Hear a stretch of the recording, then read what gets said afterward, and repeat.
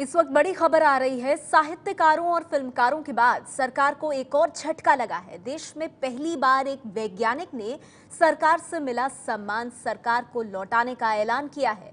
PM Bhargava ने देश के माहौल के खिलाफ सरकार को पद्म भूषण सम्मान लौटाने का ऐलान किया है। 1986 में भार्गव को पद्म भूषण सम्मान मिला था। भार्गव ने यह भी कहा है कि आजादी छीनी जा रही है। देश की सरकार जिस तरीके से काम कर रही है उससे भारत पाकिस्तान बनने की तरफ बढ़ रहा है। हिंदू राष्ट्र बनाने की कोशिश चल रही है। धर्म की तानाशाही के शासन का खतरा पैदा हो गया है। वो ये कह रहे हैं कि मैं ईमानदार हूं, मेरे पास और कोई रास्ता नहीं है, मैंने मान बेचा नहीं है, मैं सम्मान वापस कर दूंगा। तो इस वक्त की बड़ी खबर हम आपको दे रहे हैं। साहित्यकार, फिल्मकार अपने सम्मान लौटा रहे थे, लेकिन अब इस कड़ी में नाम जुड़ गया है वैज्ञानिक का भी। इस वक्त ऐसा लगता है हमको कि ये एक हिंदू रिलीजियस ऑटोक्रेसी की तरफ बढ़ रहा है। जब भी एक डेमोक्रेसी नहीं होगी हमारे देश में, लेकिन एक रिलीजियस ऑटोक्रेसी, डिक्टेटरशिप होगी, धर्म की डिक्टेटरशिप होगी। तो ये बड़े आप समझिए कि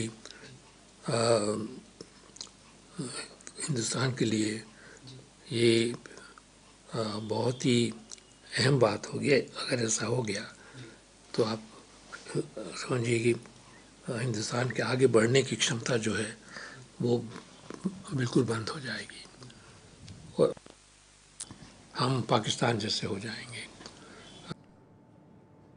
तो आपने सुना, पीएम भार्गव वैज्ञानिक हैं ये। 1986 में इन्हें पद्म भूषण सम्मान मिला था, जिसे लौटाने का इन्होंने ऐलान किया है। वहीं सरकार की ओर से पुरस्कार लौटाने वालों पर बड़ा हमला हुआ है। वित्त मंत्री अरुण जेटली ने कहा है कि आज जो लोग पुरस्कार लौटा रहे हैं वो लोग तब कहां थे जब देश में भ्रष्टाचार हो रहा था। पहले भी जेटली ने दिखावटी बगावत करार दिया इन सम्मान लौटाने वाले लोगों के विरोध को, और आज भी उन्होंने वही बात दोहराई है।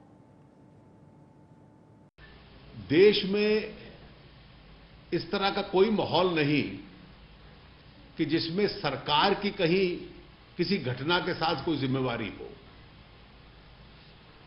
अगर देश के किसी राज्य में कोई दुर्भाग्यपूर्ण घटना होती है वो निंदनीय है, नहीं होनी चाहिए, उनको रोकना चाहिए। जो कानून तोड़ते हैं उन पर सख्त कार्रवाई होनी चाहिए। लेकिन उसको लेकर इस तरह के कदम उठाना ये डिस्प्रपोर्शनेट पॉलिटिकल रिएक्शंस हैं।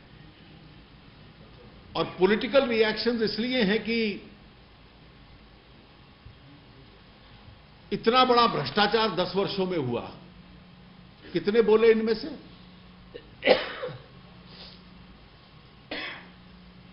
जब लाखों करोड़ रुपए के घोटाले हो रहे थे तो तब अंतरात्मा की आवाज बहुत लोगों की नहीं बोली क्या?